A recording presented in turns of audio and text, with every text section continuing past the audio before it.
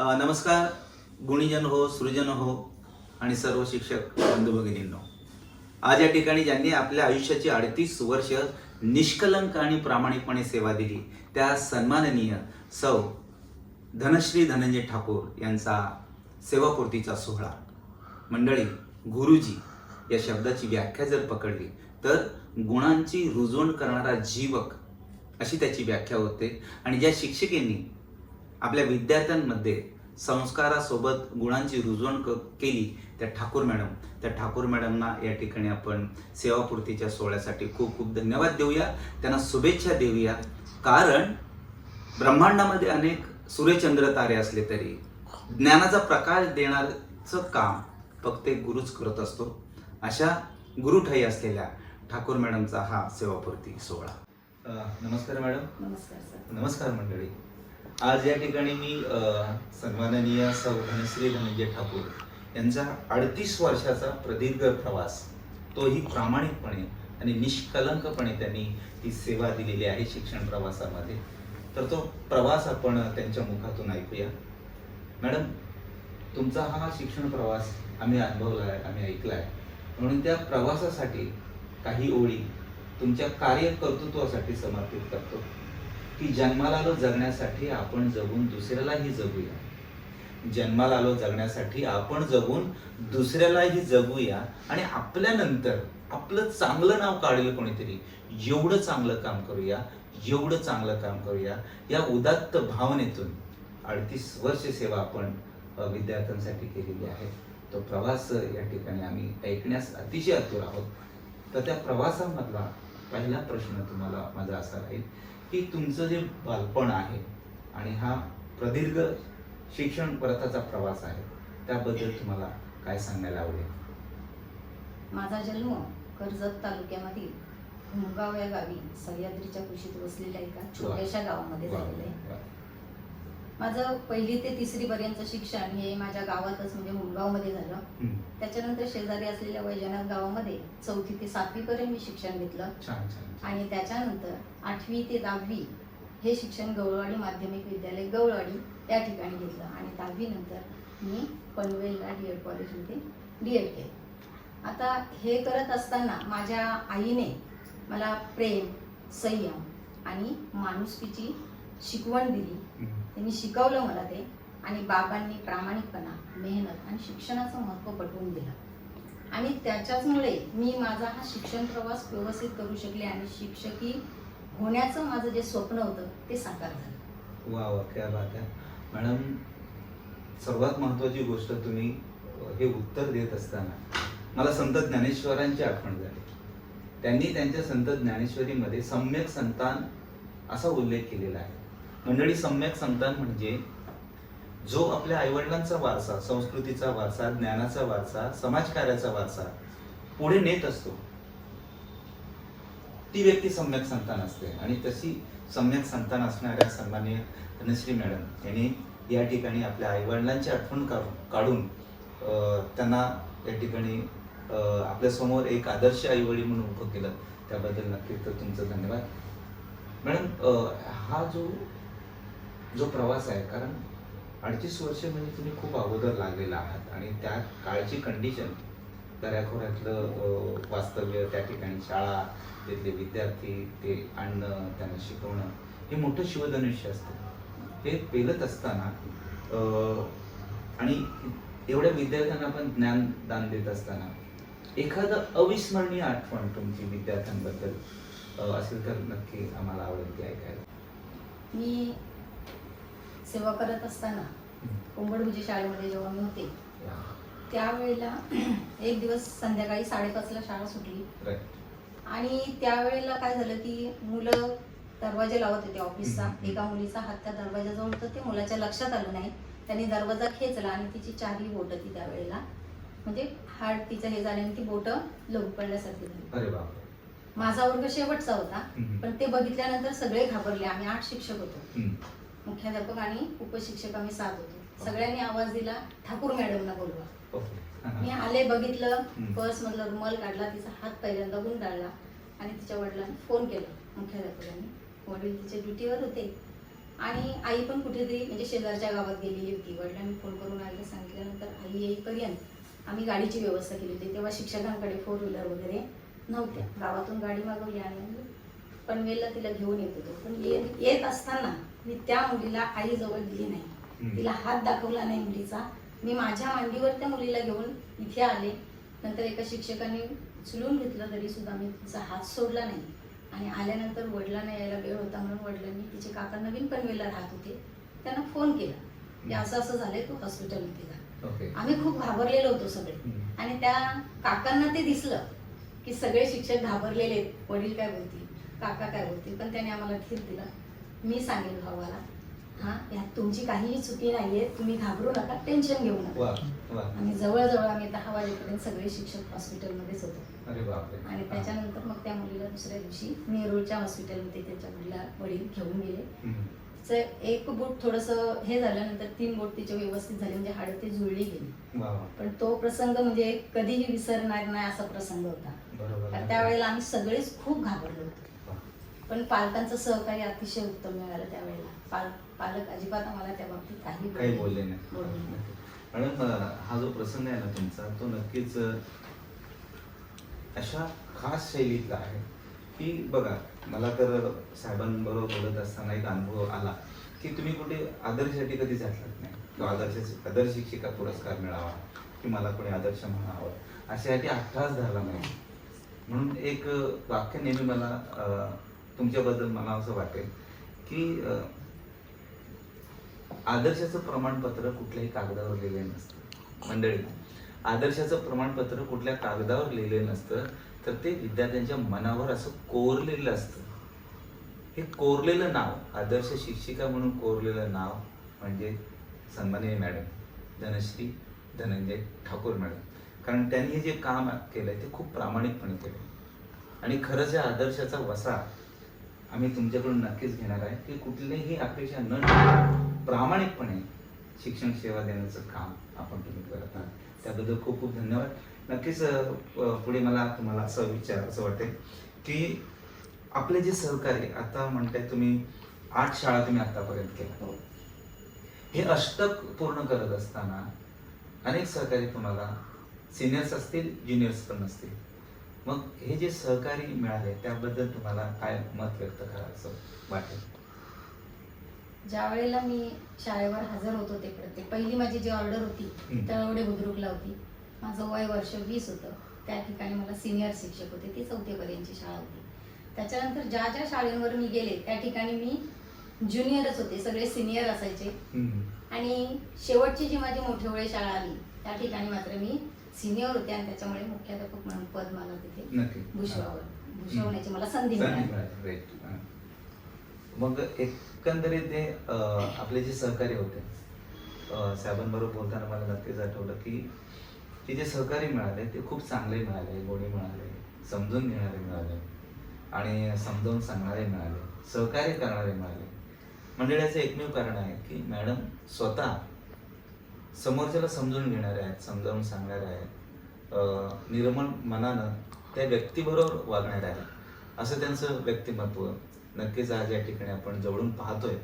आणि या सेवापूर्तीच्या क्षणानिमित्तानं हे सुंदर अनुभव तुमच्या माझ्या गाठीशी येत आहेत. एक अलौकिक संयोग या ठिकाणी होत आहे. मॅडम, हे सुंदर उदाहरण आहे. हे करत असताना की सहकाऱ्यांबद्दलचा तुमचा अनुभव खूप गोड आहे आणि खूप छान आहे. विद्यार्थ्यांबद्दल तुम्ही काय म्हणाल की तुमच्या या 38 वर्षाच्या प्रवासामध्ये हजारो विद्यार्थी तुमच्या हाताखालून गेले असतात, मग तुमचं विद्यार्थ्यांबद्दल काय मत आहे ते आम्हाला ऐकायला आवडेल. मी 8 शाळेमध्ये काम केलं. सगळ्या शाळेमध्ये मला इतके सुंदर विद्यार्थी मिळाले, अगदी प्रामाणिकपणे विद्यार्थी माझ्यामध्ये मिसळत होते, माझे विचार त्यांना पटत होते, मी सांगत होते ते मान्य करत होते आणि त्यानुसार त्यांची प्रगती ते करत होते. म्हणजे एकदम छान सुंदर असे निर्मळ मनाचे असे विद्यार्थी मला मिळाले. येस, विद्यार्थ्यांसाठी प्रामाणिकपणे जो काम करतो ना तो खरा प्रामाणिकपणे हाडाचा शिक्षक. त्याला फर्स्ट कॅटेगरी मधला टीचर म्हटलं जातं आणि त्या फर्स्ट कॅटेगरीमध्ये तुम्ही मोडताय. कारण कुठलाही अट्टास तुम्ही केलात नाही इथपर्यंत आणि खूप खूप असं नावलौकिक की मी काम केलंय आणि ते जगाला दाखवण्यासाठी कुठलाही साधा प्रयत्न सुद्धा केलेत नाही. तुम्ही तुमचं सेवाव्रती प्रामाणिकपणे करत आलेला आहात. असं काय मी माझ्या विद्यार्थ्यांसाठीच काम केलेलं आहे. मी माझ्या विद्यार्थ्यांमध्ये जास्त रमून जायचे. माझा पूर्ण दिवस माझ्या विद्यार्थ्यांमध्ये असायचा आणि माझे विद्यार्थी माझ्याशी अगदी समरस व्हायचे. खूप म्हणजे त्यांना माझ्याविषयी आवड वाटायची. एखाद्या दिवशी जर मी गेले नाही ना, ते वाट बघायचे. दुसऱ्या दिवशी विचारायचे, मॅडम तुम्ही का नाही आला? आम्ही तुमची वाट बघत होतो, असे विद्यार्थी बोलायचे. त्याच्यामुळे मला विद्यार्थी खूप प्रेमळ मिळाले सगळ्या शाळेमध्ये. हे प्रेमळपणा जो तुमचा आहे तो विद्यार्थ्यांमध्ये होता आणि त्या विद्यार्थ्यांबरोबर तुमचा एक सुंदर गोड आणि अतूट असा ऋणानुबंध जपला गेला. हा मूळ तुमचा स्वभाव आहे, त्यामुळे त्या पद्धतीने तुम्हाला विद्यार्थी मिळत गेले.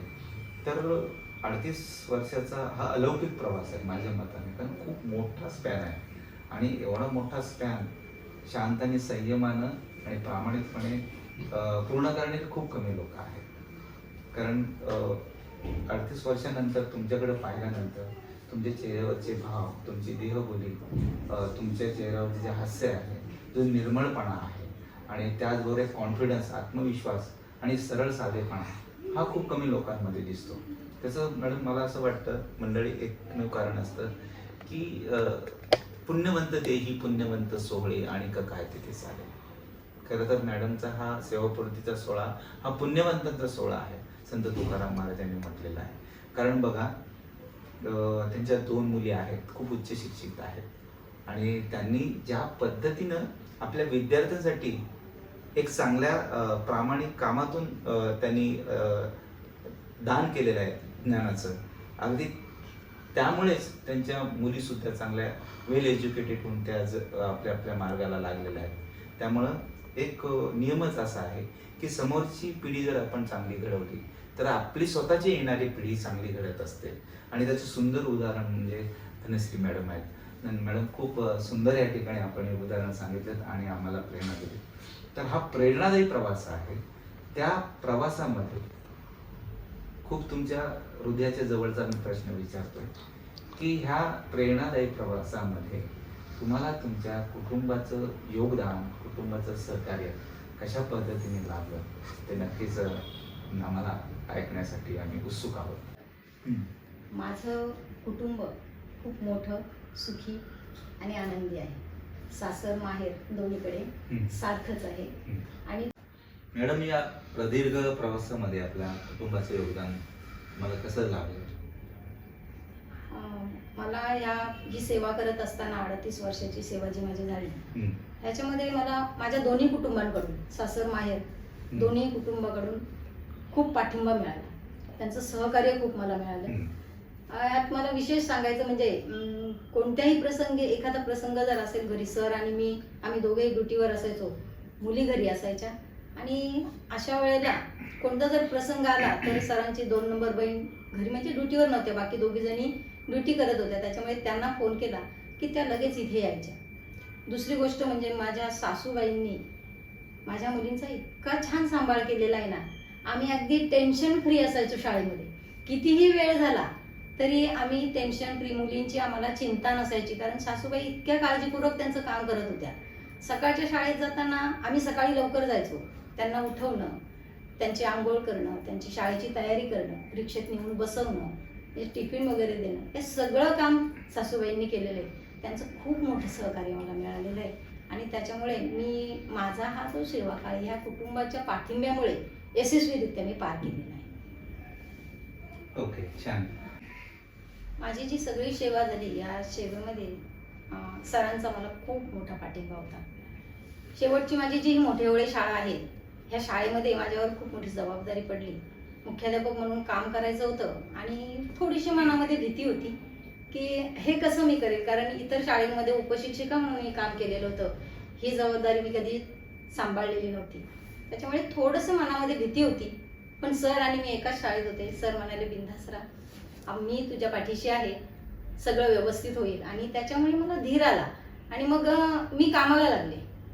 आणि प्रत्येक वेळेला सर मला मार्गदर्शन करत होते, हे असं कर, इथे असं कर, ह्याच्यासाठी इकडे जा, त्याच्यासाठी तिकडे. म्हणजे प्रत्येक वेळेला सांगायचे, ह्या असं केलंस तर तू त्याच्यात यशस्वी होशील. तू तुझं काम व्यवस्थित पार पाडशील, अशी सरांची नेहमी मला म्हणजे नेहमी सांगायचे. सरांचं मार्गदर्शन खूप मोलाचं झालं.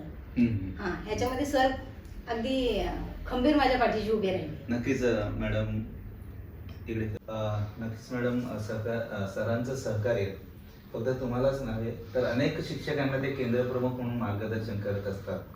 आणि हा जो तुमचा प्रवास आहे त्यामध्ये हा खरंच तुमचा सुखाचा संसार आहे. तुम्ही आता या ठिकाणी सासू सासऱ्यांबद्दल मत व्यक्त केलं, अगोदर आईवडिलांबद्दल मत व्यक्त केलं आणि आता सरांबद्दल ज्या तुमच्या निर्मळ भावना आहेत त्या खरंच आदर्शवत आहेत. कारण म्हटलं जातं बघा की संसार दोघांचा तुझा आणि माझा, संसार दोघांचा तुझा आणि माझा, दोन जीवांचा. पसरवले तू तर मी आवरायचे आणि बावरलीस तू तर मी सावरायचे, राजा आणि राणीचा संसार दोघांचा.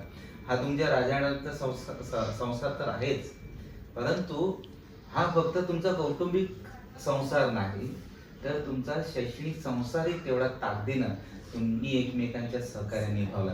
ही नक्कीच खूप मोठी कौतुकाची बाब आहे आणि हे ऐकून आम्हाला खूप खूप आनंद आणि आम्हाला प्रेरणा मिळत आहे. पुढील प्रश्न असा आहे की मुख्याध्यापिका म्हणून तुम्ही ज्यावेळी तुमच्या हातात ते पद आलं त्यावेळी तुम्ही कुठल्या गोष्टींना प्राधान्य दिलं?